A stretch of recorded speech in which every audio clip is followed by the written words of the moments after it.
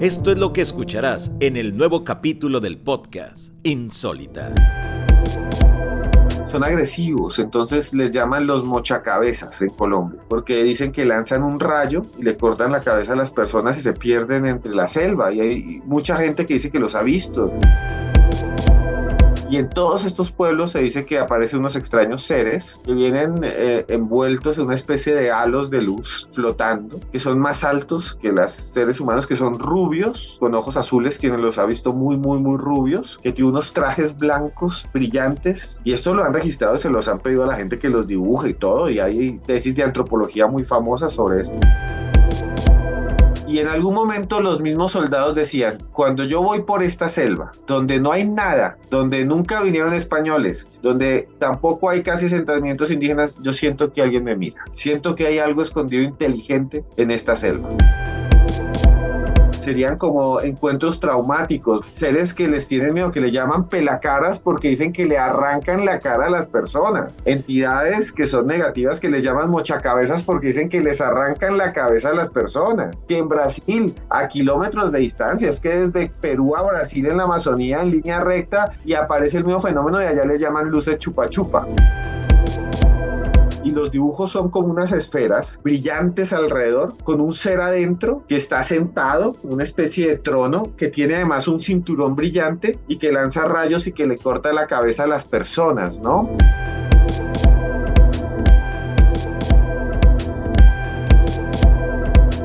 Ahí se encuentra nuestro querido amigo Esteban Cruz. Esteban, ¿cómo te va, amigo? Un gusto saludarte, buenas noches. Hola, Johanna, muy buenas noches, feliz de estar aquí en tu canal, un saludo grandísimo a todos los johaneros, para mí es un placer. Eres escritor, investigador, conferencista, tienes tu programa de televisión Más Allá y vemos que, bueno, pues andas para arriba y para abajo con todo esto que implican los misterios, Esteban. Sí, es algo que hacemos. Yo creo que en América Latina somos pocos. Está Johanan Díaz, está Lourdes Gómez, está Jaime Maussan, está Salfate, ¿no? En Chile. Bueno, somos pocos. Yo creo que si nos reúnen a todos en un hotel y el hotel se cae, se acaba el misterio, ¿no? Eso lo hacemos con un terremoto y pues hace una convención de todos nosotros y se cae el hotel, pues se acabó el misterio en América Latina.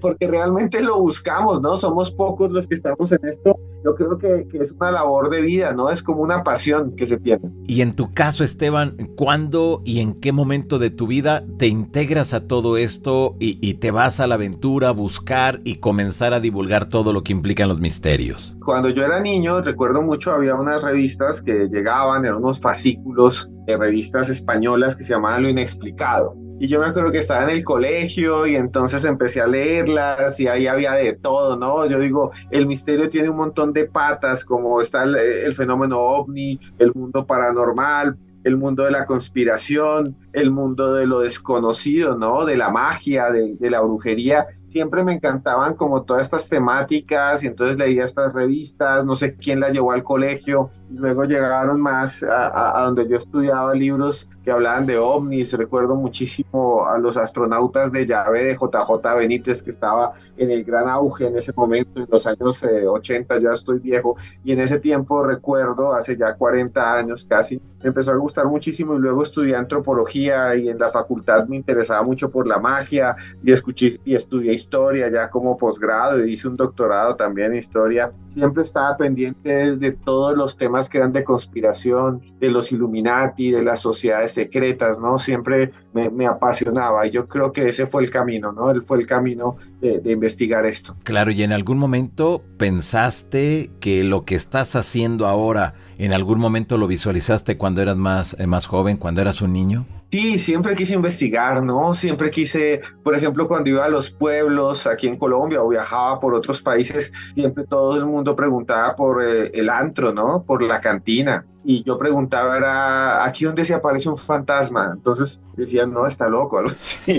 O por ejemplo, claro, porque llegaba yo con mucha gente, llegaba de vacaciones, no sé, a la playa y todo el mundo, no, ¿dónde se come aquí cocos? Y yo decía, y aquí no aparecen sirenas. O sea, ¿dónde hay historias? Y creo que escuchando las historias de nuestro pueblo latinoamericano fue que me acerqué muchísimo a esto, ¿no? Porque siempre entraba en contacto con alguien que me decía, no, sí, imagínate allá, cuando uno va manejando, ahí hay una curva y siempre se aparece una niña de blanco y yo, llévenme allá. Y quiero investigar, sí, siempre quise investigar y cuando leía estos libros siempre quise escribir, ¿no? Pero también siempre leí mucha literatura, García Márquez, Stephen King, ¿no? Siempre estuve pendiente muchísimo de esto también y yo creo que esto es lo que me ha llevado a este camino, como esa curiosidad, ¿no? Que está en todo nuestro pueblo, en nuestro pueblo latinoamericano. ¿Qué fue primero? ¿Estuviste en radio o primero fueron los libros? ¿Qué fue? Lo primero fue un libro que se llama Los monstruos en Colombia sí existen, creo que tenía uno por aquí, y es un libro de asesinos en serie, ¿no? No es un libro tan luminoso, es un libro más de lo negativo, de lo oscuro, porque en Colombia existieron dos asesinos en serie muy terribles, muchos, ¿no? Hay muchísimos asesinos en serie en Colombia y en México y tristemente en nuestros países. Aquí en Colombia tuvimos tres que son terribles. Uno fue Pedro Alonso López, el monstruo de los Andes, un tipo que se fue caminando desde Bogotá. Aquí nosotros vivimos encima de las montañas como Ciudad de México, una ciudad andina alta, y él se fue caminando desde Bogotá y llegó a Perú. Son Sí. miles de kilómetros. Claro. Y cada vez que llegaba a un pueblo asesinaba a una niña. Se dice que llegó a matar a más de 300 algo niñas. Iba pueblo por pueblo y nadie lo capturaba. Era un violador en serie, acaba con la vida de estas niñas. Y él seguía caminando y caminando y caminando y al final lo capturaron en Ambato, en Ecuador, lo capturaron unas señoras que eran las que cuidaban el mercado y al final él confesó, ¿no? Y lo llaman el monstruo de los Andes. Y lo más terrible, Johanan, es que el monstruo de los Andes, considerado el serial más terrible del mundo casi, lo liberaron. El gobierno colombiano lo liberó en 1997 y nadie sabe dónde está, incluso le han tomado fotos, él se tomó fotos. Él se tomó fotos, se fue a una oficina de registro de identidad y se tomó una foto para su documento y las tenemos y nadie lo capturó y tenía circular roja de Interpol y entonces también hice ahí la historia de otros terribles criminales como él, como por ejemplo Daniel Camargo Barbosa, que le llamaban el sádico del Charquito, que también atacó en Ecuador y que en Ecuador lo conocen muy mal. O sea, hay una ciudad muy bonita, Guayaquil, gigante, una ciudad de 3 millones de habitantes, el puerto de Ecuador sobre el mar, y la gente cuando pasa algo malo dicen pasó algo del Camargo o de la Camarga, porque este señor fue tan terrible que acabó con la vida de muchas niñas ahí y se escapó, hablaba inglés, portugués, hablaba, leía, pintaba cuadros, era una especie de Hannibal Lecter y nunca fue a una universidad y aprendió porque como estuvo en la cárcel se aprendió un diccionario de inglés. O sea, es una historia increíble. Claro. Y al final pues él sí falleció allá. Entonces yo hice este libro de Los monstruos en Colombia sí existen sobre estos casos de la mente criminal y ahí me llevaron a radio y a televisión y trabajé en un programa que se llamaba Luna Blue que tuvimos durante mucho tiempo en radio para responderte un poco de eso y duró 5 años y después tuve el programa Más Allá que todavía sigue, llevamos ya casi 8 años, solo de misterio. También he participado en el programa más importante paranormal de Colombia, que es el Cartel de la Mega. Y bueno, ya a partir de ese momento, Esteban, pues ya estás de manera imparable, ¿no? Porque te ha ido muy bien con tus libros, afortunadamente. Sí, después de eso vino uno que se llama Expedientes X Colombia, donde investigamos el fenómeno OVNI, donde investigamos también fenómenos extraños, monstruos, criptozoología, pero todo documentado, ¿no? O sea, estos son, yo lo que he hecho es, como yo estudié historia, pues ir a los archivos y encontré cosas increíbles, ¿no? De documentos desclasificados que nadie sabía que existían. Por ejemplo, hay un documento del proyecto Libro Azul que fue desclasificado y que aquí no llegó, en el cual se cuenta como un barco frente a Cartagena de Indias, esta ciudad tan turística. Iba allí con su capitán, dice incluso que el capitán estaba durmiendo en una hamaca, muy latinoamericano, ¿no? Estoy en el Caribe, aquí no hay guerras nunca, voy en mi barco en 1940 y pico, voy en una hamaca y todo el mundo está medio dormido cuando aparecen dos cosas extrañas en el cielo, todos salen corriendo y el capitán describe lo que ve en esos documentos. Él dice que ve una especie de figura flotando, que es redonda, que es como una especie de globo, que tiene adentro como una masa negra que se mueve, que él la observa con binóculos y que no sabe qué es, y entonces esto de alguna manera llega al gobierno de los Estados Unidos y ellos le piden toda la información y la clasifican, y no hay ni un periódico, de la época,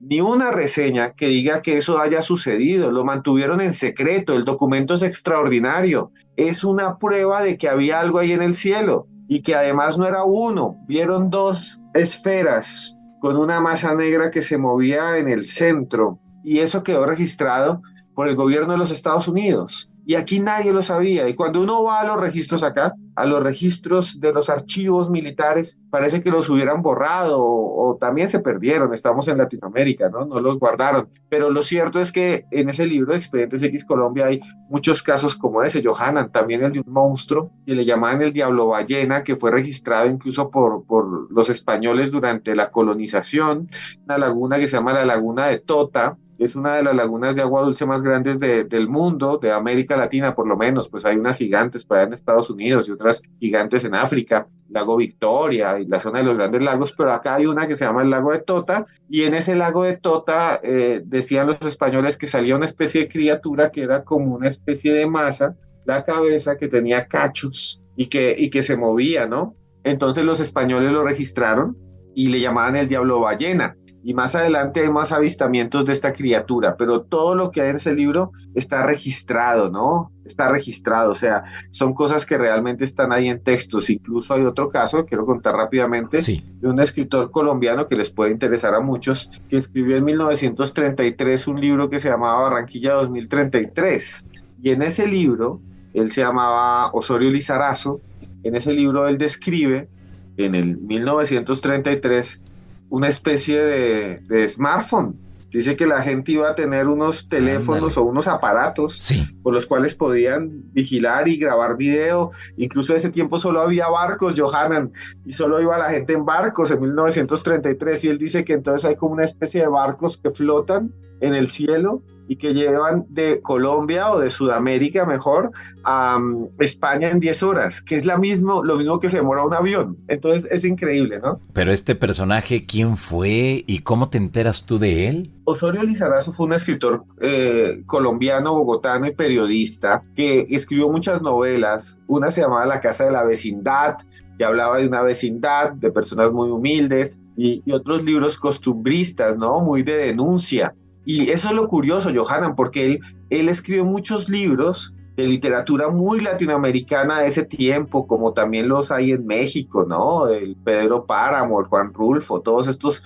Pero este señor escribe solo uno de ciencia ficción, solo uno, y es Barranquilla 2033, y hay una cosa muy loca, hay una parte del libro, y él dice que ya se pueden hacer trasplantes, y se pueden sacar hígados, pulmones, corazones de una persona y ponérselos a otros. Eso en ese tiempo era ciencia ficción. Y hay un momento en el que él dice, en el año 2033 se pueden hacer esos trasplantes porque efectivamente se ha descubierto un medicamento que evita que el cuerpo los rechace. Eso es lo mismo que ha sucedido. O sea, es algo increíble ese libro porque es profético. Lo terrible es que habla también de unas esferas, de una especie que va a haber una especie de atentados por todo el mundo, de explosiones, es algo muy profético, esperemos que no se cumpla, y habla de una especie de antimateria, ¿no? Es una novela, pero tiene muchos elementos predictivos. Él escribe entonces solamente un libro de ficción, y ahí viene todo esto que nos estás mencionando, pero con uno tuvo.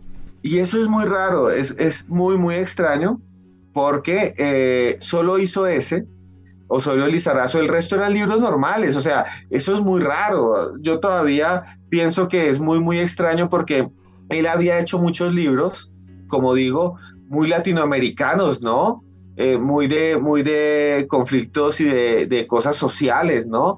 Y de pronto escribe este otro, Barranquilla 2132, perdón, me equivoqué, es Barranquilla 2132, todavía repetido ahorita porque estamos de noche, pero se llama Barranquilla 2132, y eso es lo raro, Johanan. O sea, como alguien que se pone a escribir normalmente libros de literatura hace uno solo, que es de ciencia ficción y resulta ser totalmente predictivo. Hay una parte que también es brutal, que dice algo así como que en el futuro hombres y mujeres se vestirán igual, serán iguales y a veces es difícil de distinguirlos. Nunca nadie le preguntó a Osorio Lizarazo Lizarazo por qué lo había escrito. Es más, el libro fue un fracaso y estuvo escondido muchos años y a nadie le importaba. Nadie le preguntó cómo él creó esas historias. Hay algunos familiares que han dicho no, es que él veía todo eso en sueños, ¿no? Y es bastante interesante. ¿Qué más hace referencia? ¿Qué más dice del futuro? Bien, dice que en el futuro, por ejemplo,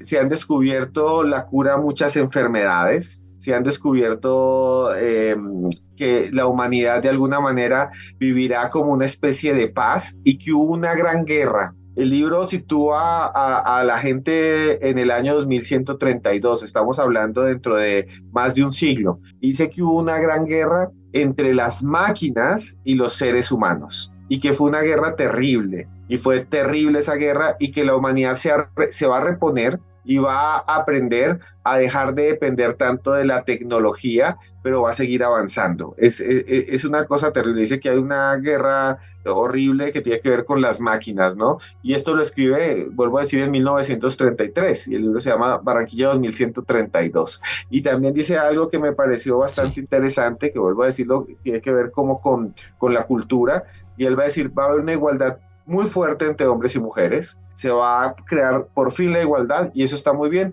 pero en el tiempo en el que él vivía era un tiempo con muchas mayores desigualdades sociales y de género y las mujeres siempre se vestían con faldas, casi ninguna se ponía pantalón. Entonces él dice, yo vi un futuro en donde no puedo diferenciar casi un hombre de una mujer y eso también es interesante, ¿no? Si eso fue en el 33, pues se adelantó pero de mucho a su tiempo, Esteban. Sí, es alucinante, ¿no? Incluso en algún momento, ¿sabes qué dice Johanan? Ajá. Este libro, Barranquilla 2132 de Osorio Lizarazo, en un momento uno de los protagonistas le preguntan, ¿existe vida extraterrestre? Y él dice, claro, la descubrimos y sabemos que hay vida extraterrestre en el universo desde el año 2070, 2070. Ya sabemos que hay vida extraterrestre, pero no se sorprendan, está la vida extraterrestre por todos lados. Y hay un pedazo en el que dicen, a veces nos visitan y se van, pero no les importamos. Algo así, más o menos. Ándale, fíjate. Entonces es muy interesante, ¿no?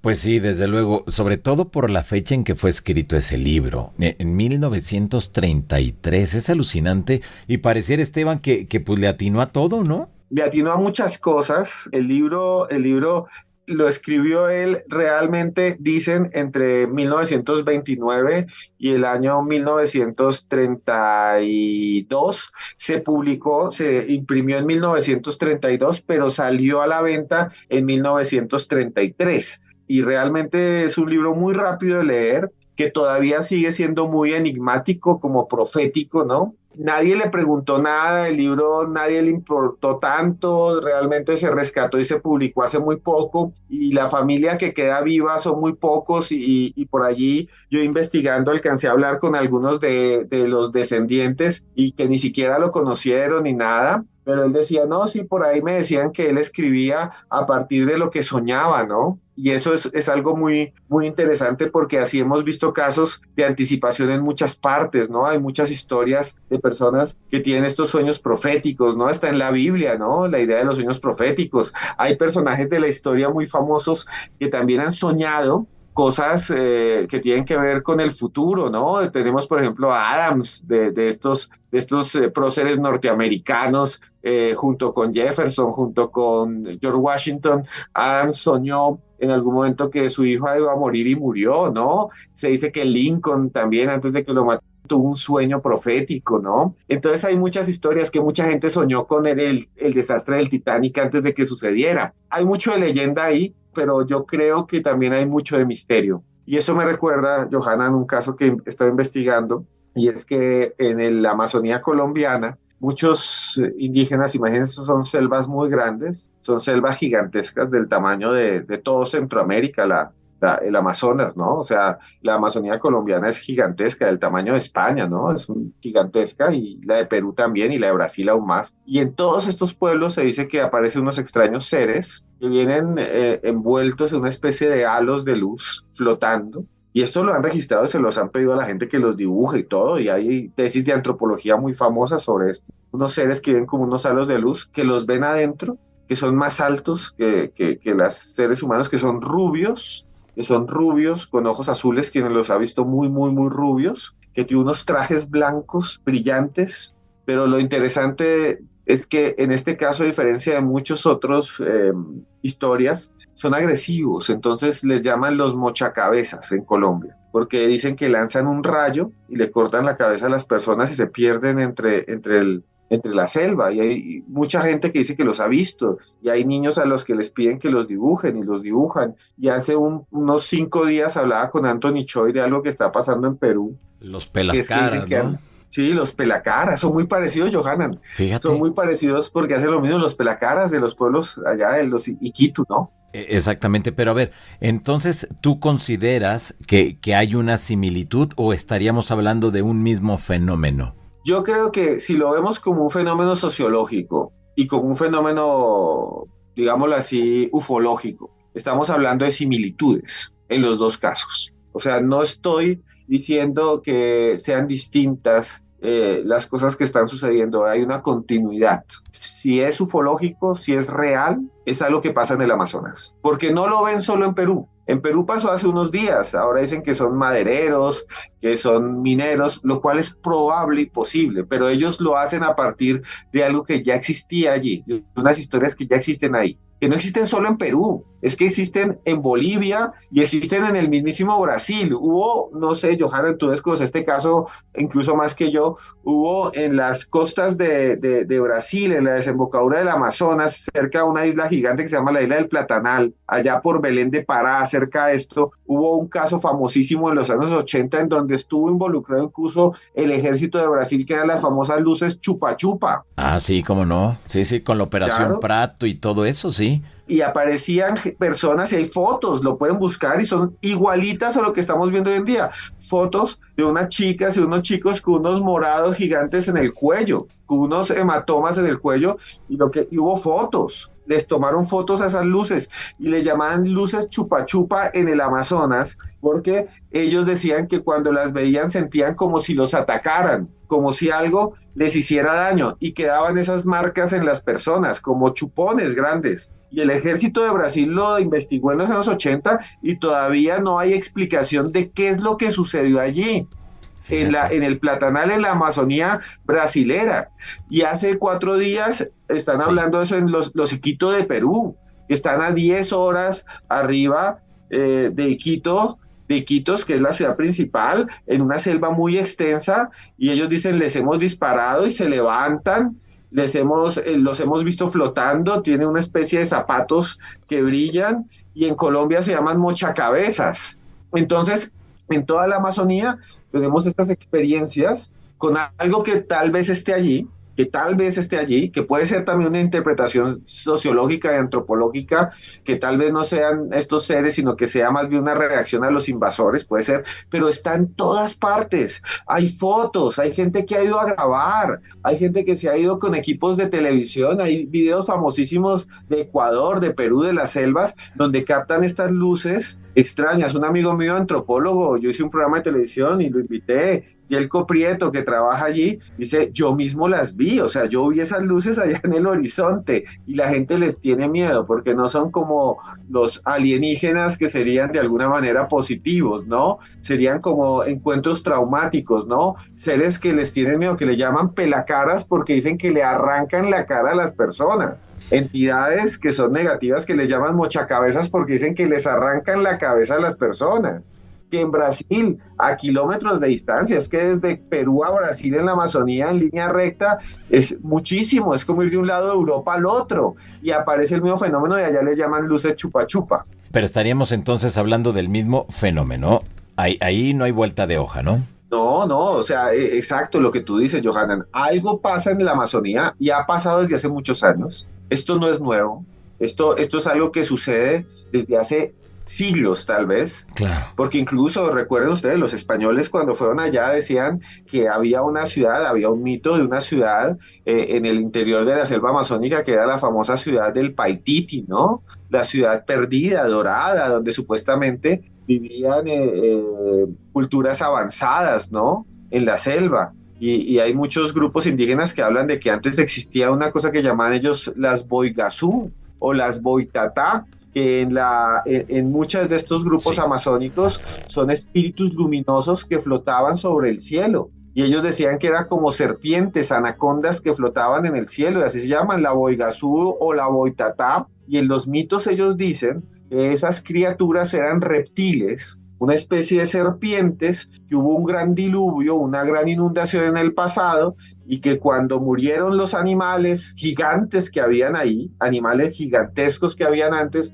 ellos se comían solo los ojos porque había tanta carne que se comían solo los ojos estas criaturas reptiles que además eran inteligentes y que después de tanto comerse los ojos, dicen ellos, esos ojos se convirtieron en luces y estas criaturas de reptiles se fueron al cielo y que flotan y que a veces las ven flotando sobre la noche y que son una especie de luminarias, ¿no? Se llama la boitatú, la boitatá, la madre boa o la boigazú. Y eso lo dicen en muchos grupos indígenas, y si hoy en día viéramos eso, diríamos es un ovni, ¿no? Si vemos una especie de serpiente flotando sobre el cielo con punticos de luz. ¿Qué cosas nos estás comentando que creo que es bien interesante a la luz de lo que está ocurriendo allá en el Perú? Y nos damos cuenta entonces de un mismo fenómeno, las mismas características, pero en tu país entonces le llaman los mochacabezas, así tal cual. Sí, y hay una historia también, Johanan, muy cerca, le llaman los mochacabezas del Amazonas. Más adelante, si quieres, te puedo enviar Sí. la tesis de una antropóloga, Salima Kure, ese es el nombre de ella, Salima Kure, que ella hizo una tesis de maestría en antropología en la Universidad Nacional, entrevistando a los testigos. Ella tiene una tesis que ella dice, no, o sea, ella no puede decirlo porque pues la criticarían mucho, ¿no?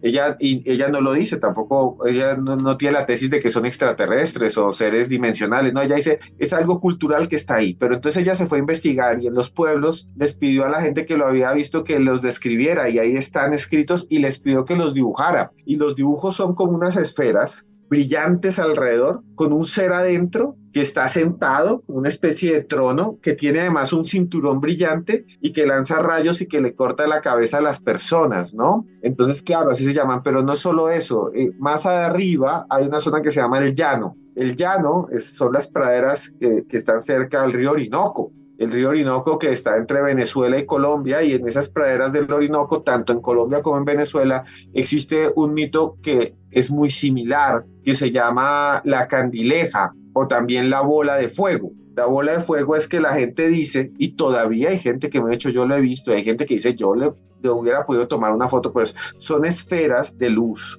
de fuego, que pasan corriendo sobre el horizonte. Y algunas personas dicen que adentro de esa esfera de fuego ven gente, que adentro de esas esferas de fuego se ven personas. Y el mito de la candileja, que lo pueden buscar los que nos están viendo y lo puedes buscar tú también, más tarde te envío imágenes, el mito de la candileja y los testigos dicen que a veces ven 3 personas adentro. La interpretación que daban los abuelos, los campesinos, es que esas 3 personas eran una mujer mayor y 2 nietos que habían muerto y que estaban pecando y se vuelven esa esfera de fuego y que se mueve por allí. Pero si hoy día viéramos una esfera de fuego, estamos en el campo, imaginen ustedes, una especie de luminaria y adentro vemos 3 personas que van flotando, hoy en día diríamos que es un ovni, ¿no? Ese es ahora el concepto y lo que tenemos en mente, pero en décadas pasadas era completamente distinto, ¿no?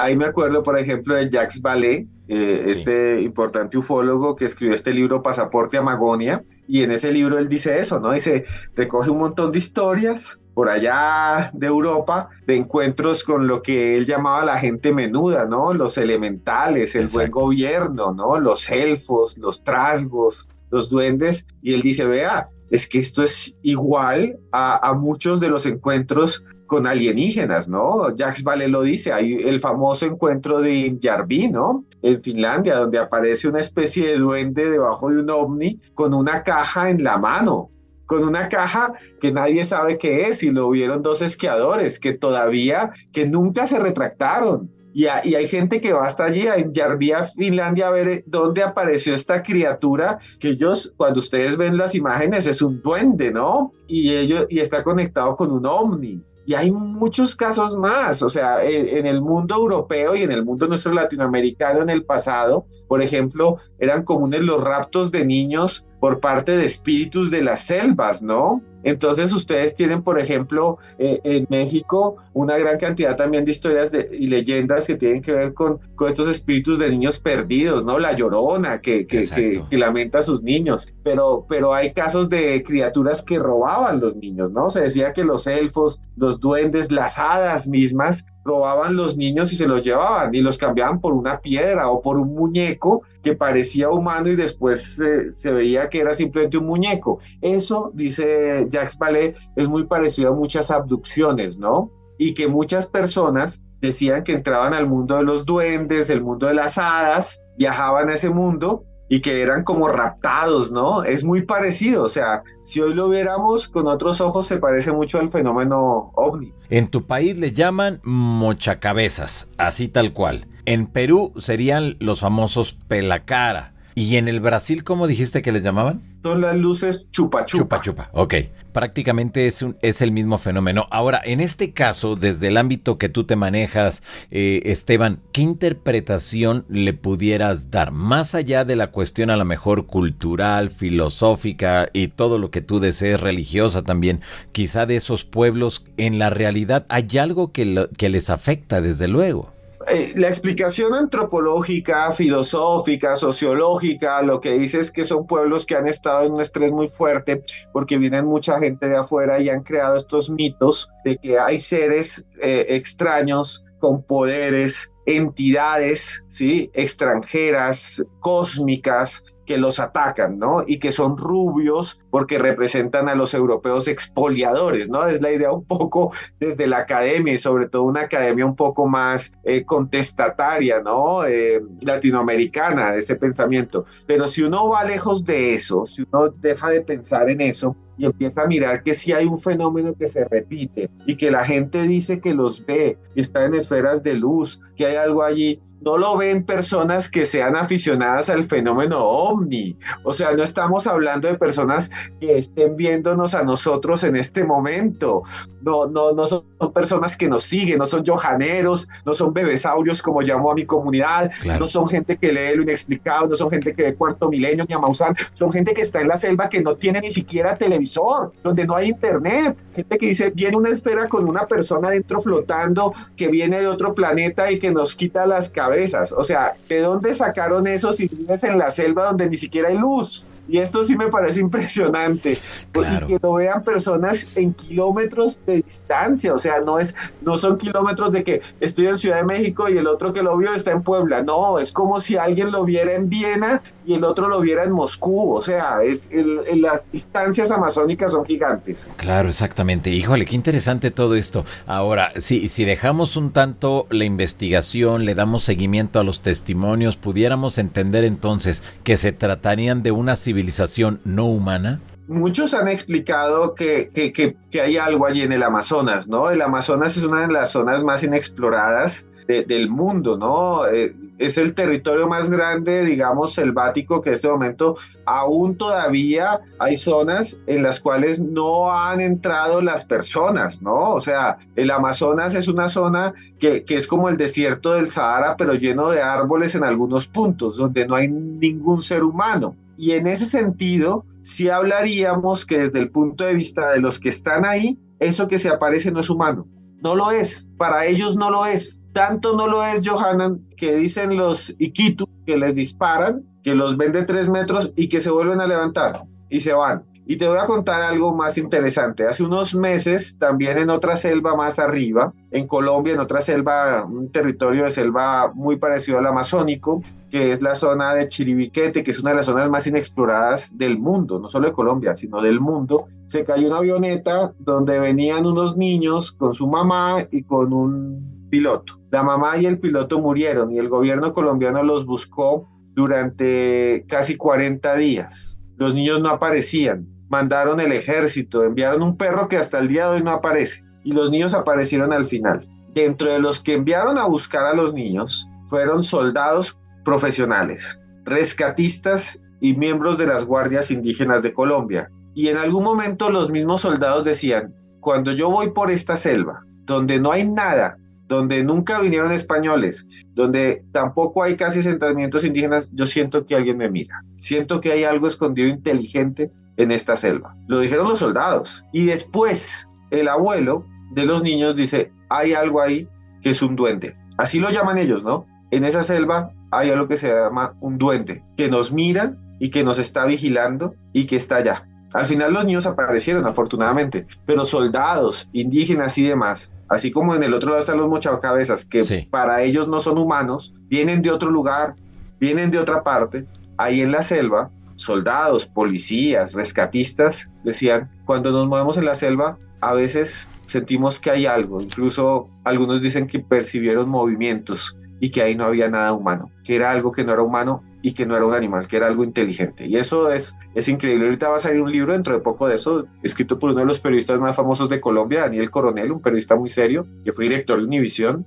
donde van a salir algunos capítulos sobre eso, sobre esa extraña presencia que decían se movía entre la selva. Pero qué fuerte, ¿no? Nos damos cuenta entonces de que realmente estamos interactuando con entidades que nosotros no logramos comprender, que no logramos saber de dónde vienen, qué quieren y desde hace cuánto están ahí, ¿no? Porque me imagino que debe de ser su territorio. Sí, o sea, la selva es un lugar inmenso y Johanan, hay un montón de historias increíbles.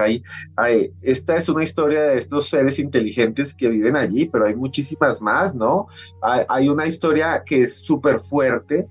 Bueno, primero las ciudades perdidas de la selva, o sea, hay gente que dice que había civilizaciones enteras y lo escribieron y las buscaron, ¿no? Hasta allá fue Lope de Aguirre, un español, y dicen que se enloqueció. Orellana también buscaba esas ciudades perdidas de oro puro, ¿no? El Dorado mismo. Tiene otros nombres, Paititi, otros dicen que era una ciudad espiritual, ¿no? Manoa, y que buscaron y nunca la encontraron y que tal vez todavía esté allí y que tal vez todavía sus habitantes estén escondidos, ¿no? Y hay unas historias, Johanan, increíbles de otras criaturas muy raras que incluso muchos científicos dicen que podrían existir. Por ejemplo, se habla de algo que se llama el mapinguarí, que es una especie de ser, un animal que muchos que lo han visto lo describen como una criatura muy grande y peluda que tiene en el pecho una boca gigante, y varios científicos han intentado explicar esos avistamientos y dicen que podría ser un sobreviviente de los osos perezosos gigantes que eran los megaterios. Otros dicen que es una criatura muy muy rara y muy extraña. Los indígenas dicen que huele muy mal, o sea, la selva amazónica tiene unos misterios increíbles, y recordemos que hasta allá fue un señor que se llamaba Percival Fawcett, el famoso explorador que buscaba la ciudad perdida de Zeta, que nunca apareció, que decía que tal vez en la selva había seres inteligentes, ¿no? Que se esconden, y decía que había arañas del tamaño de perros. Eso es lo que describió él, en el fondo de la selva. Al final desapareció. Algunos dicen que sus restos están, o han confirmado que sus restos están en un museo, pero lo cierto es que la selva amazónica está llena de extraños encuentros. Juan Jesús Vallejo, que tú lo conoces, fue hace poco a la selva, hizo una gran cantidad de entrevistas, y la cantidad de encuentros de ovnis y de tripulantes y de humanoides y de criaturas en la selva que tienen tanto indígenas como colonos es increíble. ¿Hay alguna explicación entonces a partir de todo esto que nos has dicho para entender a esos seres diminutos que nos decías que constantemente los están mirando desde la sombra a los humanos, o esos seres pequeñitos que estaban al interior de esos objetos que incluso traían ese cinturón brillante? ¿Qué será entonces? ¿Extraterrestres? Según la mayoría de las historias de muchos grupos indígenas, allí hay muchos grupos indígenas. El Amazonas está lleno de grupos diferentes, de diferentes familias lingüísticas, ¿no? Entonces, según muchos de ellos, se habla de que hay unos seres que viven en la selva, que hay unos seres inteligentes, otros humanos, o otras criaturas no humanas, que tienen un montón de nombres, pero que no las podemos traducir al castellano, al español, y entonces les llaman duendes. Para muchos de ellos no son pequeños, sino son grandes, ¿no? Son altos, y para muchos es muy interesante porque esta especie de seres tienen rasgos, digámoslo así, europeos blancos. Son muy nórdicos, digámoslo así, pero son malignos, ¿no? Son como que tratan de mantener a la gente alejada, como si no quisieran que nadie entrara ahí en las selvas, ¿no? Y hay un montón de historias sobre estos que llaman también custodios. como si no quisieran que la gente siguiera entrando en la selva porque allá tal vez están ellos, tal vez viven ellos. Imagínate todo lo que debe de haber ahí que está a la espera de que se dé a conocer, Esteban, y que bueno, nosotros nos seguimos maravillando, pero que en esas comunidades es lo que viven todos los días, en todo momento, y para ellos no es una ficción, para ellos es una realidad, y en muchas de las ocasiones son comunidades que tienen mucho miedo. Sí, eso es algo interesante porque lo que ha pasado en Perú en los últimos días es algo que se ha vuelto popular, Johanan, pero es algo que venía pasando desde hace mucho tiempo. Yo hace poco conocí el caso, por ejemplo, de hace un año de un policía, también en la región de Pucallpa, que dijo haber visto esas luces y que las tenían muy, muy cerca, policías, y que les dio miedo y se devolvieron. O sea, dijeron, hasta aquí vamos. Y eso que estaban armados, policías peruanos. Y hay también unos videos muy interesantes por ahí dando vuelta en internet de un profesor bilingüe que dice que vio eso y que algo como un flash lo atacó y tenía una herida en el rostro. No sabemos qué son. Y esto es lo que yo siempre repito. Puede uno darle una explicación sociológica, filosófica, antropológica, pero lo que tú has dicho, para esas comunidades eso es real, son reales, les tienen miedo, los ven, los dibujan, están desde Perú hasta la desembocadura con Brasil. No son las leyendas comunes de fantasmas, no, son muy complejas, son esferas de luz que ellos ven con tripulantes adentro. Y lo más interesante, Johanan, muchos de estos grupos nunca han visto televisión, ni nos han visto a nosotros, ni nos pueden ver hablando de esto, porque viven en lugares donde simplemente no hay ni siquiera luz eléctrica. Creo que es muy entendible esa parte y como tú bien lo mencionas, son de esos testimonios que tienen más valor por las implicaciones que hay alrededor de los testigos. Esto es alucinante, realmente alucinante, Esteban. ¿Puedes repetir y describir cómo eran esos seres que veían en esos objetos esféricos? Lo que ven es como una especie de esfera de luz. Eso es lo que dicen que ven en medio de la selva. Imagínense ustedes, están en la selva, en una canoa, en un río, y de repente ven como una especie de esfera de luz. Dicen que tiene colores muy brillantes, blancos, a veces amarillos. Quienes los han visto cerca dicen que dentro de esa esfera viene alguien, viene una especie de ser humano, dos piernas, dos brazos, muy altos, dicen que tienen una tez rubia, que tienen a veces el cabello blanco, blanco, blanco o dorado, y que tienen una especie de cinturón, y que van flotando en medio de la selva en estos aparatos, y que a veces pasan al lado de la gente y no hacen nada, pero que a veces los atacan, ¿no? Entonces, son historias muy fuertes, se repiten, vuelvo a decir, en Perú, se repiten en Brasil, y estas criaturas vendrían en esta especie de aparatos, en esta especie de naves, si quisiéramos decir así, pero no son tan positivas como otras historias que conocemos acá, ¿no? Serían como una especie de seres que para los habitantes de esta zona resultarían agresivos, ¿no? Y vemos que en todos estos ejemplos y en todos estos países, Esteban, las cosas nunca han terminado bien cuando los humanos se acercan a esas entidades, ¿no? Exacto. Cuando un humano se acerca a estos seres, generalmente es atacado, pierde sus órganos, les cortan incluso la cabeza en algún momento a estas personas y a veces les han disparado, ¿no? Hay imágenes de personas que dicen que se encontraron con ellos, que los han dibujado y que les han disparado a estos seres y que no les pasa nada, ¿no? Y si los ven, si llevan como una mochila, flotan y ahí ven cómo salen las personas despavoridas, ¿no? Claro, esto es dibujado por los testigos. Sí, en estos dibujos que nos estás mostrando, Esteban, hay una característica que me llama la atención. Todos hacen referencia a que algo les está saliendo de esa mochila que llevan. Pareciera, no sé si sea lumbre, no sé qué, pero pareciera, ¿no? Dicen que es como una luz muy fuerte, como una especie de llamarada, y lo que ellos dicen que ven es como si eso los propulsara, ¿no? Pero vuelvo a decir, estos son grupos indígenas que están dibujando esto. Estos son algunos niños, algunos son testigos que ven estas criaturas que no se parecen nada a lo que hay en el resto del mundo, ¿no? O sea, ellos dicen que esto es lo que hay dentro de esas esferas de luz. Ahora, ojo con esto que es muy importante. Ellos dicen que esto es solo si lo ves de cerca. Si lo ves de lejos, es un ovni, digámoslo para nosotros, porque lo que ven es como una especie de figura de luz, de luminaria, de esfera que flota. Pero cuando ya lo ves cerca, lo que ves es esto, estas criaturas que están allí adentro, que a veces les han visto la piel y dicen que es muy blanca, y que a veces les han visto cabello y dicen que es blanco o es dorado brillante, y que lanzan una especie de rayos y atacan a las personas. Johanan, es un fenómeno muy interesante, porque pues los ven, los dibujan, están allí, y bueno, les tienen diferentes nombres y están en diferentes partes.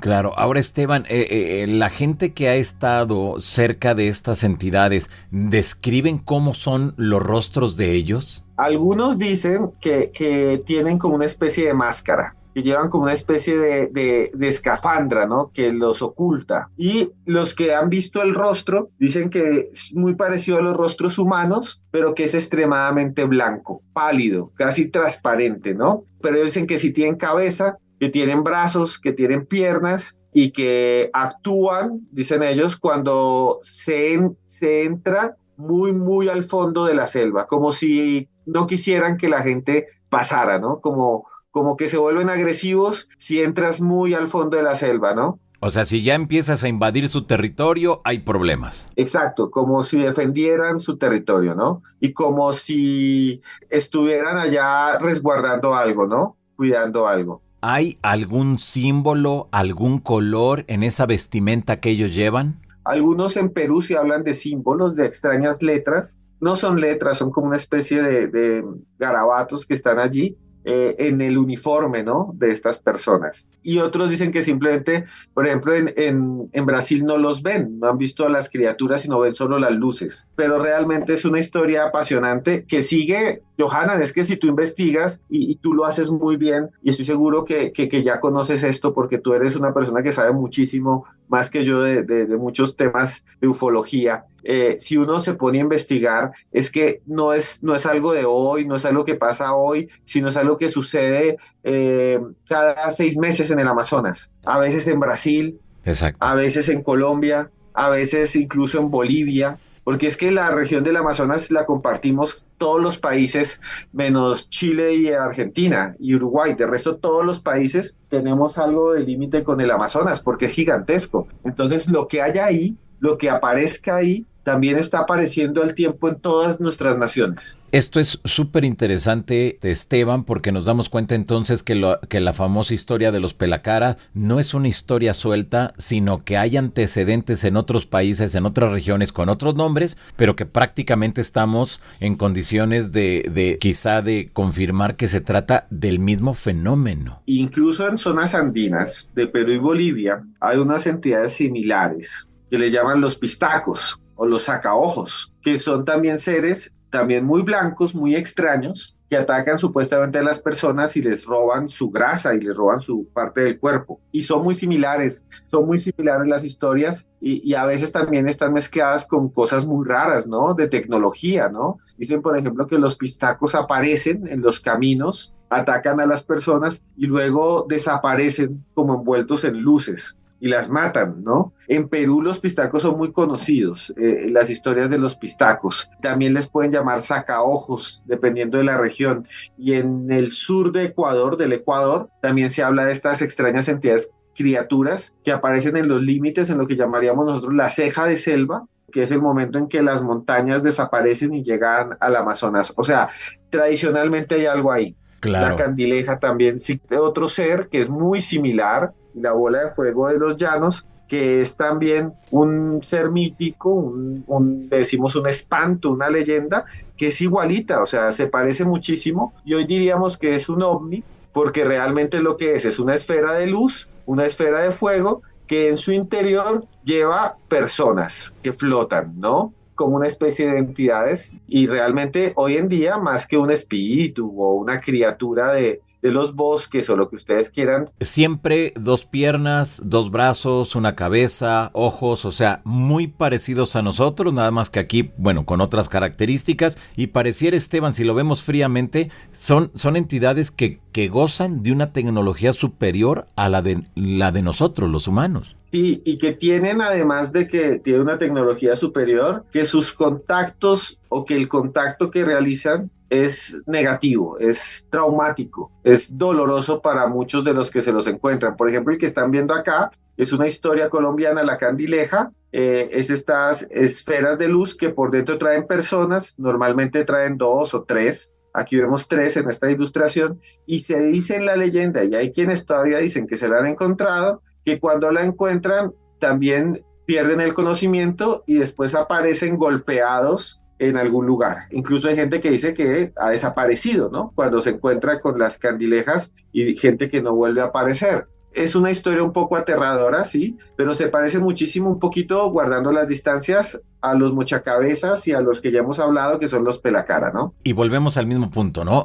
Seres con una tecnología que manejan aparentemente superior a la que nosotros pudiéramos tener. Sí, que tienen tecnología superior, que incluso lanzan rayos, se mueven. Dicen los testigos, que los que han visto los pelacara en Perú o los que yo he entrevistado, por ejemplo, de la Amazonía colombiana con los mochacabezas, que son esferas que hacen movimientos, por ejemplo, verticales y horizontales. O sea, que esto lo puede hacer un dron hoy en día, ¿no? Que puede bajar y subir, pero que dicen que adentro viene una persona y que bajan y suben, no como un avión que siempre va a ir en una dirección, claro, ¿no? Con una propulsión de atrás, sino que esto tiene y que levitan a veces. Y hay algunas descripciones interesantes. En Perú, por ejemplo, dicen que tienen como unos, como que donde están los pies hay una especie de botas que lanzan luces de colores. En otros lugares se dice que están en un momento acá y luego se apagan y ya no están. Entonces sí, hablaríamos de algo que no tiene la misma tecnología que tenemos nosotros, ¿no?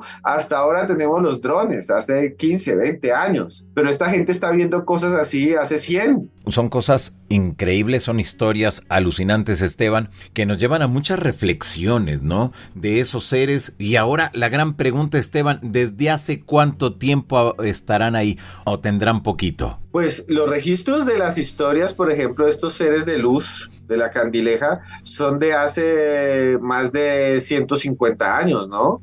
Son historias de hace más de 150 años, tiempo en el que ni siquiera había helicópteros y no había nada de esto, ¿no? Y son historias que se mantienen, ¿no? O sea, si uno tratara de buscar el origen, tendría que ir mucho tiempo atrás, ¿no? Son de esos temas que nos pueden dar mucha investigación y nos pueden dar muchas historias. Ahora, Esteban, con todo esto que sabes, conoces, con toda esta información que manejas, ¿han encontrado quizá un caso, una experiencia de alguien, de algún testigo que se lo hayan llevado, haya estado en el lugar donde ellos habitan y después lo hayan regresado? Eso sería interesantísimo, ¿no? La mayoría de las historias que conocemos son de encuentros directamente a estas luces, agresiones de estas luces a los testigos, pero en ningún momento nos han hablado de raptos, ¿no? Esto es bastante interesante porque es como si ellos no quisieran ningún contacto con ningún ser humano, como si antes estuvieran evitándolo, ¿no? Como si no quisieran que nos acercáramos a ellos, como es todo lo contrario. Estas imágenes, por ejemplo, que les voy a colocar a continuación, son de Brasil, del Amazonas. Aquí la ven, estas son fotos, estas ya no son ilustraciones ni dibujos de los testigos, estas son fotos tomadas a esas luces en el Amazonas, en la Amazonía brasilera. Estas son las famosas luces chupa chupa y nadie de alguna manera se lo han llevado, nadie ha sido raptado. Es más, estas luces como que aparecen como para espantar, ¿no? Como que aléjense de aquí, como no queremos que entren adentro, como si hubiera algo ahí en la selva que protegieran, ¿no? Y si tú te das cuenta, estas luces, igual que la candileja, que es esa leyenda colombiana, que los pelacara, que los mochacabezas, son luces que no tienen la forma tradicional de un ovni, ¿no? O sea, no las puede ver uno como un objeto físico, ¿no? Como que cambian, como que se transforman, ¿no? Exactamente. Híjole, es que ahí, al menos en esto que estás presentando, pues vendría a reforzar mucho esas historias, esas leyendas, Esteban. Lo que dicen los testigos de Perú que ven, lo que dicen los testigos de Colombia que ven, incluso lo que dicen los testigos de Venezuela, del estado de Amazonas de Venezuela que ven, son luces que no tienen, digamos, una forma física, ¿no? Ellos dicen que es como un halo de luz, pero ellos dicen que cuando uno ya está muy cerca ya ve al tripulante, a la criatura que va adentro. Y si ustedes ven algunas de estas, sí tienen estas formas raras, ¿no? estas formas como que no son definidas, ¿no? Eso es lo que dicen los testigos, igual que estas fotos de Brasil, que no son definidos, ¿no? Que es una bola de fuego y solamente cuando ya lo tienes cerca es que puedes ver lo que va adentro, y lo que va adentro son estos seres. Con esto que nos estás mencionando, Esteban, bueno, creo que todos estamos muy emocionados por lo que representa la investigación, pero sobre todo el entender que hay esas entidades que, como bien lo has mencionado, desde hace mucho tiempo están aquí conviviendo con nosotros, pero son agresivos, son groseros y dañan a los testigos. Se me viene a la mente esto, Esteban. ¿Pudiera tratarse de alguna comunidad, de alguien que está cuidando, que está protegiendo la zona donde ellos están y infundiendo en las comunidades de la selva estas historias, estos hechos a lo mejor un tanto sangrientos, para que no vayan más allá, donde ellos quizá estos seres pudieran tener, y no necesariamente tendrían que ser extraterrestres, sino a lo mejor alguien de algún lugar con una tecnología superior, desde luego? ¿Pudiera ser el caso o no? Hay muchas historias dentro de las comunidades amazónicas de lo que ellos llaman espíritus custodios, ¿no? De lo que llamamos, son para muchos leyendas de seres de la naturaleza, que se parecen mucho a los seres elementales, como los duendes, las hadas, pero esos son diferentes, que supuestamente lo que hacen es proteger las florestas, ¿no? Proteger las selvas de la depredación humana. ¿Esto sería de la familia de los duendes o cómo debemos de entender estas historias? Aquí los llamamos espantos, ¿no?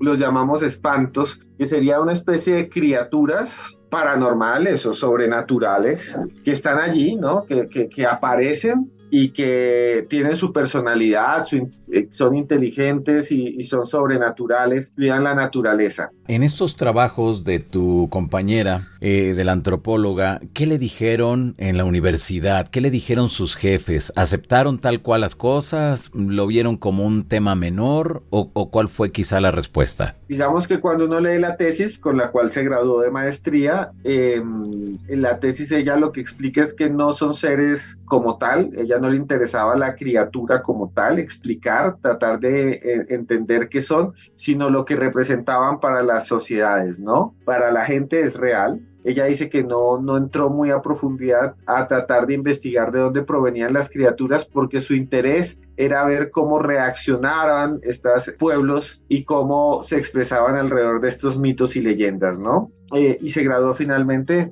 He tratado de hablar con ella varias veces y ella dice que no le interesaba hablar de la criatura, sino de lo que representan estas criaturas para estos pueblos, ¿no? Pero las historias están y todo es real, están, todo es auténtico. Y siguen. Si mañana vamos, Johanna, cuando vengas a Colombia, si quieres nos vamos hasta allá, y nos vamos hasta el Amazonas y vamos pueblo por pueblo, en cada pueblo nos van a contar una historia. Nos van a contar una historia de alguien que se fue a pescar y vio una luz y se asustó y se devolvió, o de alguien que se fue a cazar y que cuando estaba ya cazando en la selva vio que había algo que brillaba entre el bosque y se asustó, y alguno 10 de uno de 100 que haya visto eso te va a decir estuvo tan cerca que vio lo que había adentro, y generalmente lo que hay adentro es esto, un ser, ¿no? Claro. Una entidad, algo que está ahí, algo que tripula esa luz, ¿no? Que hoy en día para nosotros sería evidentemente un ovni, ¿no? Ahí no hay vuelta de hoja en ese aspecto.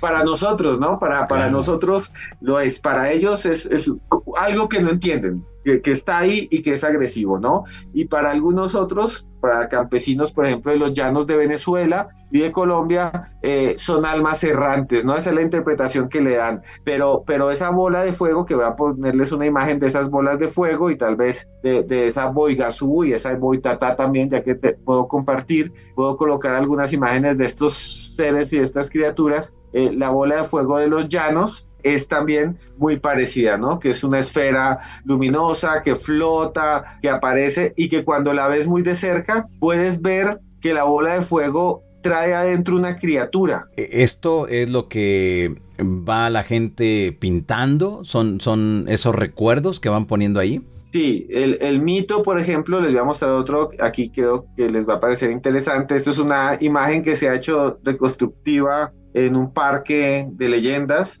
y es esto, o sea, es como una bola de fuego de donde surge un ser, ¿no? Y esto es lo que decían y lo que dicen muchos que ven, que es como una bola de fuego y cuando estás cerca, lo que ves es esto, como una criatura que hay adentro. Es increíble esto. Nos dejas aquí con muchas interrogantes de estos seres enigmáticos, de estos seres que forman parte de nuestra cultura, que interactúan con nosotros a la fecha y que pareciera que ellos son tan tranquilos de estar ahí sin que nadie les pueda hacer ni decir nada. Y que si te le acercas te pueden hacer daño, ¿no? O sea, no son seres amables comparados con otros, ¿no? Exactamente, sí. Estas candilejas, estos seres que para muchos son espantos. Y aquí viene la clave, Johanan, y es que en todas las historias se habla de algo inteligente, ¿no? Yeah. No es simplemente algo que está ahí, que aparece de un momento a otro, sino se habla de que hay algo allí que es inteligente. Pues ahí está, jóvenes ilustres, qué bárbaro, súper interesante todo esto. Creo que nunca hubiéramos entendido lo que sucede en tu país si no nos lo vas explicando de esa manera,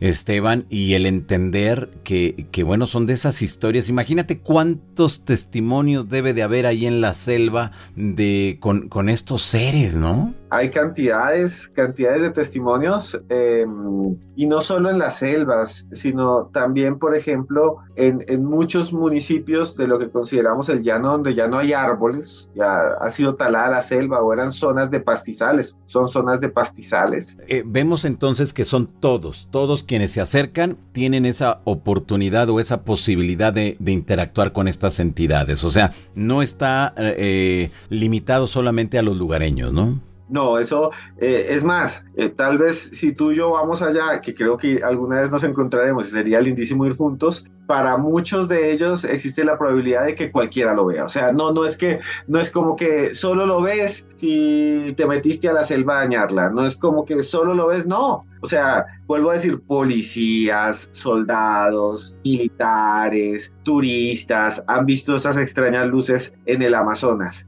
Desde Belén de Pará en Brasil hasta Iquitos en Perú. Claro, una cosa es esa y otra cosa es lo que está pasando hoy en día, que tal vez, y esto sí lo pueden estar utilizando narcotraficantes, bandas de criminales, también para asustar, ¿no? Entonces, si bien el fenómeno existe y culturalmente está ahí, pues mucha gente se puede aprovechar, como siempre, de estos fenómenos para sembrar más el miedo y llevar su interés, ¿no? Para que nadie se acerque a esas zonas donde ellos estén operando, ¿no? Claro, entonces no se nos haga raro que mañana salga la noticia, o ya debe salir, que descubrieron que lo que pasaba en algunas zonas de Perú son narcotraficantes, que puede ser, que tal vez lo sea, que yo creo que es real, pero que eso no invalida el fenómeno. Claro, exactamente. Eso antes lo que hace es demostrar que el fenómeno está presente y ha estado presente con tanta fuerza que es utilizado por estos grupos, ¿no? Para asustar a otros. Pero siempre todo partiendo de un hecho real, de un hecho auténtico y que la gente lo valida, que eso es lo más fuerte, pues. Claro, para la gente es una realidad, o sea, que podamos de alguna manera ir, es que en la selva pasan muchas cosas y realmente es que nadie se ha interesado realmente, más allá de los testimonios, de ir a buscarlos, ¿no? Nadie se ha interesado, yo creo, y esto es uno de esos misterios, ¿no? Hay tantas cosas, tantas historias, pero nadie ha dicho vamos a ir con 20 cámaras, nos vamos a quedar un mes, porque eso cuesta, y vamos a buscar y vamos a ver si podemos grabar a un pelacara, vamos a ver si podemos grabar a un mochacabezas, ¿no? Sí hay fotos, claro, y hay videos. Hay videos sí, muy fuertes. Por ejemplo, en Perú hay un video muy fuerte de unas chicas que estaban de vacaciones y les dijeron, que le dicen, vean, esta zona de la selva siempre aparecen estas luces. Y ellas dijeron, vamos a grabarlas, y lo grabaron. Y la grabación está, ¿no? Y también es una esfera luminosa. Entonces, claro, yo creo que lo que falta realmente es una investigación, pero es que una investigación sería algo de una gran envergadura, de meses, de dinero, de equipos, de irse al fondo de la selva, que hoy en día es más fácil, si estás en México o en Costa Rica o en Bogotá, es más fácil ir a China que ir al centro del Amazonas, pues sí, porque coges un avión y en 2 días estamos en Pekín caminando, pero vete a un pueblo en el Amazonas, vete a ver si logras llegar allá. Exacto, y sobre todo tener los contactos pertinentes para que también los lugareños puedan proteger de lo que pueda ocurrir. Y ya no solo del mochacabezas ni ni de esos seres, sino de la propia naturaleza, los animales que son de la zona, que nosotros no estamos habituados por estar en las grandes ciudades. Los climas, todo. Entonces, claro, como son lugares donde además hay poca población y donde, vuelvo a decir, claro que hay celulares, en la selva hay celulares, en la selva hay luz eléctrica en algunos puntos, pero no en toda la selva, es todavía zonas que están completamente alejadas, muchas de esas zonas todavía están habitadas por grupos indígenas sin contactar, o sea, es que hay grupos indígenas allí, personas que no saben que nosotros existimos. Fíjate. Que llevan en la selva desde antes de los españoles como comunidades aisladas. Hay un grupo que se encontró hace apenas unos años que son los Nucac en Colombia, que son grupos de personas que eran todavía cazadores recolectores, que el primer contacto fue hasta hace unos 30, 40 años. Y durante todos esos miles de años, desde que llegaron a la selva, han vivido ahí y todavía hay grupos sin contactar. Es otro mundo, ¿no? Es otro universo social, biológico, es otro universo dentro de nuestro mismo mundo, ¿no? ¿Con qué te quedas dentro de toda esta experiencia, estos casos que nos has compartido esta noche, Esteban? Yo creo, Johanna, que hay algo que no podemos entender bien y que lo interpretamos de acuerdo al momento en el espacio y en el tiempo, ¿no? Yo creo que cuando uno mira muchas historias del pasado, de ángeles y demonios, de duendes, de hadas, de espantos, como les llamamos acá. Y si las pusiéramos hoy en día, estas historias, en la mitad de Ciudad de México, en la mitad de Monterrey, en la mitad de Tegucigalpa, en la mitad de Ciudad de Panamá, hoy en día ya no diríamos que son duendes, hadas, como dice Jacques Vallée, el ufólogo. Hoy en día podríamos hablar de que son entidades alienígenas, dimensionales, ¿no? Tal vez siempre han estado ahí. Somos los seres humanos los que les damos nombre y los interpretamos, pero pues no sabemos qué son, ¿no? Si existen y si están allí. Muy bien, pues ahí está, pues Esteban, súper interesante todo lo que nos compartiste esta noche, te agradezco enormemente. La gente, ¿dónde te puede escuchar? ¿Dónde te puede mirar? ¿Dónde te puede leer? Danos todo para que la gente te siga. No, gracias, Johanna. Tengo un canal ahora de YouTube nuevo que son entrevistas que te voy a invitar a ti también para entrevistarte. Sabes muchísimo tú, Johanna, gracias a ti, de corazón, gracias por la invitación. El canal se llama Los Audios de Cruz Escribiente. Los audios, así tal cual, Los Audios de Cruz Escribiente. Escribiente, así me conocen. En redes me conocen en todas partes como Cruz Escribiente. Entonces ustedes buscan Cruz Escribiente y ahí aparezco yo. Me pueden seguir en todo, en Instagram, en Facebook, en YouTube. Y me pueden encontrar pues en YouTube ya como Los Audios de Cruz Escribiente. Ahí hay podcast. Y si quieren ver el programa de televisión Más Allá, es muy sencillo. Ustedes colocan Más Allá Misterio, ahí les salen de todo. Hay de duendes, hay de ovnis, hay de criminales, hay de todo.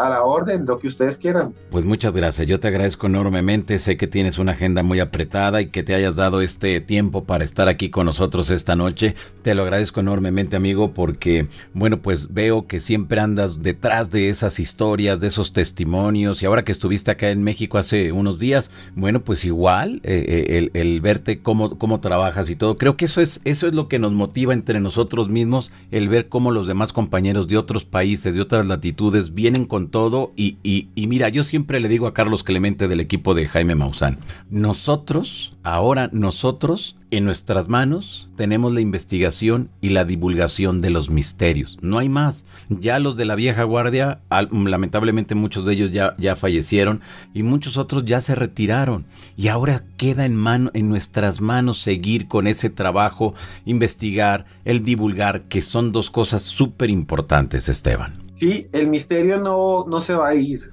Cada vez sabemos menos, en el sentido de que cada vez, por ejemplo, con el fenómeno ovni, hoy ya no somos los loquitos, los que vemos hombrecitos verdes, los que nos ponemos bolsas de papel aluminio brillante en la cabeza. Claro. Hoy ya no somos eso, porque el gobierno de los Estados Unidos lo debate en su Congreso, porque ellos son los que ya muestran los videos. Ellos son los que nos presentan los videos a nosotros. Y si eso sucede ahora, vienen momentos, y yo creo que viene una época brillante en los que se nos va a mostrar más cosas. Pero ¿saben qué? por más que tengamos videos, por más de que se nos muestre lo que sea, siempre va un misterio porque no sabemos hasta el momento qué es. No tenemos certezas. Y esas voces como la tuya, Johanan, es muy importante. Muchas gracias. Pues hay que seguirle, amigo. No hay más, no hay que parar. Y como siempre lo he mencionado, tenemos que hacer ese bloque para seguirnos apoyando, para hacer lo necesario, para que nuestras respectivas audiencias conozcan cada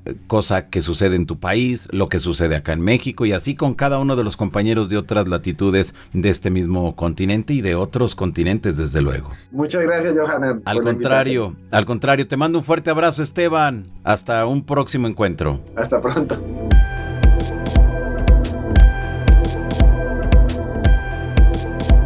Son agresivos, entonces les llaman los mochacabezas en Colombia, porque dicen que lanzan un rayo y le cortan la cabeza a las personas y se pierden entre la selva, y hay mucha gente que dice que los ha visto.